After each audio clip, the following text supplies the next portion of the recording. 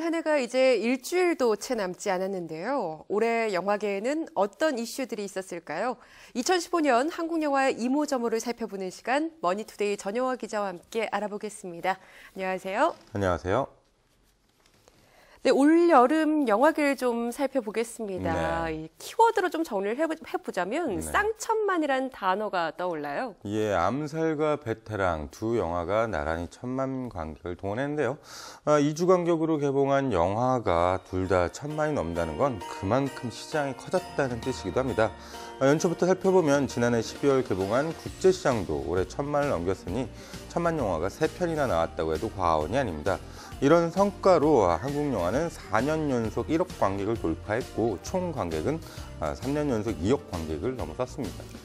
예, 관객 수가 300만 명 이상 들면요, 이른바 이제 중방 영화다 이렇게 표현을 하는데 1,000만 영화가 3편이나 나왔지만 이런 중방 영화들은 사실 좀 예년보다는 덜했던 것 같아요. 예, 올해 한국 영화는 상반기 참패, 하반기 부활이라고 볼 수 있는데요. 네. 상반기에는 6월에 연평해전이 흥행하기 전까지 참담할 정도로 잘 안 됐었습니다. 부익부, 빈익빈도 훨씬 커졌고요. 총 260여 편의 한국 영화가 개봉했는데 100만 명 이상 동원한 영화가 24편에 불과할 정도입니다. 1,000만 영화는 나오는데 허리를 담당해야 할 300에서 500만 규모 영화들이 점점 사라지고 있는데요. 네. 마치 중산층이 점차 사라지고 1대 99로 부가 재편되고 있다는 요즘 한국 사회와 비슷한 모양새입니다. 예, 2015년 한국 영화계 극장과 흐름을 좀 이렇게 살펴보면요, 이른바 이제 스타 파워가 좀 두드러졌던 한 해가 아니었나 싶거든요. 어떤가요? 예, 2000년대 중반에는 스타 파워가 없다, 티켓 파워도 없다 이런 말들이 유행했던 적이 있었습니다. 네. 그 당시는 참신한 신인 감독들이 다양한 영화들을 들고 나와서 꼭 스타 배우가 주인공이 아니더라도 흥행에 성공하곤 했는데요. 오히려 스타 파워가 나왔는데 스타 배우가 나왔는데 흥행이 안 된 경우들도 더러 있었고요. 그랬던 것이 최근에는 점차 스타 파워가 두드러지고 있습니다. 믿고 보는 배우에 대한 기대에다가 또 같은 값이면 여러 스타들이 같이 나오는 영화들을 보자는 이른바 멀티캐스팅의 유행 때문인데요.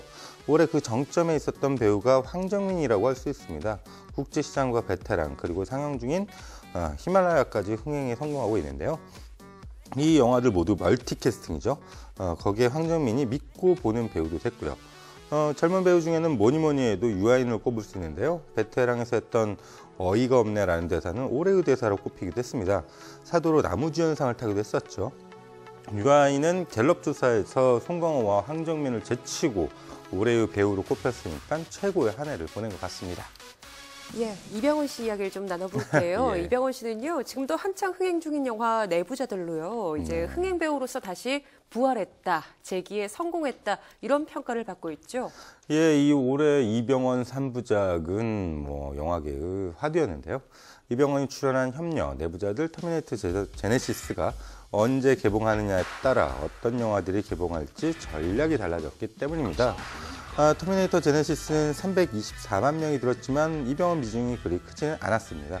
협녀는 여름 시장에 100억대 영화로 개봉했는데도 불구하고 43만 명이라는 기록적인 흥행 참패를 기록했고요. 이런 차에 내부자들이 청소년 관람 불가 등급 영화로 각종 흥행 기록을 세우자 이병헌에 대한 평가도 완전히 바뀌고 있습니다.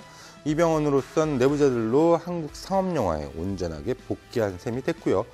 이병헌은 내년에는 강동원, 김우빈과 함께하는 마스터와 할리우드 출연작들의 개봉을 앞두고 있는데요. 그야말로 성공적인 한 해를 보내고 있습니다. 예, 그렇군요. 이번에는 이제 좀 시상식이랑 영화제 얘기를 좀 나눠보겠습니다. 대종상 시상식 지난 11월에 진행이 됐는데요. 예, 좀 파행으로 진행이 돼서 그 이후에도 참 후일담들이 많았죠. 예, 11월 20일 열렸죠. 제52회 대종상은 주요 부문 수상자들이 대거 불참해서 최악의 시상식으로 기록이 됐습니다. 네. 이번 대종상은 파행으로 얼룩져 왔던 역대 대종상 시상식에서도 손꼽을 수 있을 정도로 최악이었는데요. 올해 대종상은 참석하지 않으면 상을 주지 않겠다는 이른바 대리수상 불가 방침을 밝혀서 일찌감치 논란에 휩싸였습니다. 주요 부문 후보들을 시상식 일주일 앞두고 발표를 하고 섭외에 들어가는 등 상식 박계 행보로 남녀 주연상 후보 전원이 불참을 했습니다. 배우뿐 아니라 감독, 스태프도 대거 불참을 했고요. 그 결과 대리수상이 남발했고 대리수상자도 제대로 정하지 않아서 다른 후보가 상을 받는 해프닝까지 벌어졌습니다. 국제시장이 작품상과 감독상 등 10관왕에 올랐지만 심사위원 명단을 공개하지 않아서 공정성 논란에도 휘말렸습니다. 예, 올해는 또 시작부터요. 1월에 진행된 이제 부산국제영화제가 좀 외압 논란에 시달리면서 또 논란이 됐었죠. 예, 1월부터 외압 논란이 있더니 12월까지 계속 이어지고 있습니다. 네. 부산시가 지난해 다이빙벨 상영 여파로 이용관 부산국제영화제 집행위원장 사퇴를 종용을 했는데요. 이후 부산시와 감사원이 동시에 부산영화제 감사에 돌입하면서 흔들기에 나섰습니다.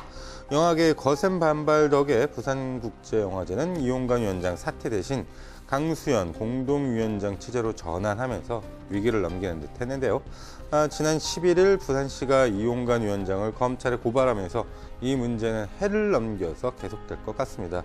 영화계 각 단체가 부산시의 이런 행태에 대해 반발을 하면서 기자회견도 열고 있는데요. 글쎄요, 만들고 제대로 키우기는 어렵지만 죽이기는 쉽습니다. 부산영화제 죽이기가 언제까지 이어질지 지켜봐야 할 것 같습니다. 예, 영화제 시상식에 대한 우려의 시선까지 짚어주셨는데요. 한국 영화가 점차 더 성장해가는 만큼 영화계에서 해마다 되풀이되는 문제점들도 내년에는 내외적으로 함께 발전해 나갈 수 있길 기대해 보겠습니다.